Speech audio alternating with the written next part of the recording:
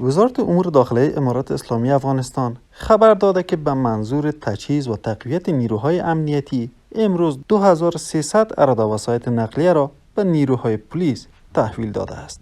د ولس د خدمت لپاره د شهري نظم و دیسپلین د ساتلو او برابرولو لپاره دغه وسایط چې نن موږ ته الله په خپل فضل و کرم راکړي دي په خدمت باندې ګمارلو توفیق الله راکړی دی. دا به انشاءالله نن مربوطه مراجعو ته سپارل کیږي.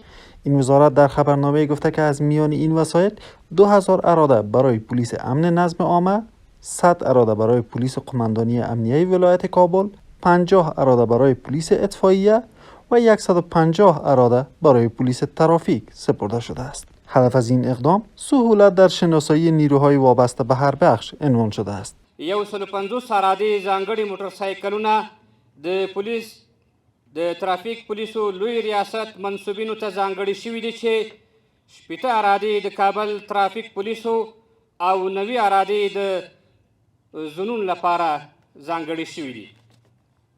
د یادولو وړ ده چې 50 اراده موټرسایکلونه د اطفائیې او حوادثو پولیسو لپاره ځانګړي شوي دي چې ورته وبسپارل شي. د امني پولیسو لپاره په 2 نمونو کې د رهبري د پریکړې پر اساس موټرونه په پام کې نیول شوي دي چې د دواړو ډولونو نمونې به نن دلته رسما معرفی کیږي.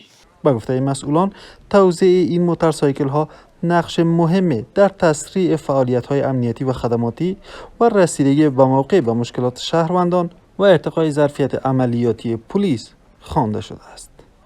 او الحمدلله نور به هم انشاءالله د ولس د خدمت لپاره پرمختګ کیږي. روان دی ملګري په کار باندې روان دي.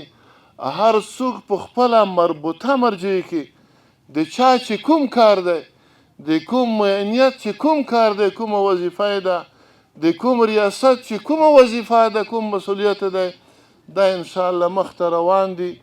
دعا به الله ته کوو، د الله نه به دعا غواړو چې الله دې موږ نصرت وکړي، الله تعالی په موږ باندې خصوصي فضل وکړي. د دښمنانو تبلیغاتو ته، د هغوی نشراتو ته ورونه هیڅ توجه ما کوئ. یوازې په یوازې مشوره مې دا ده چې خپلو مسؤلیتونو ته متوجه شو. انشاءالله مخته به ځو او مخته روان یو.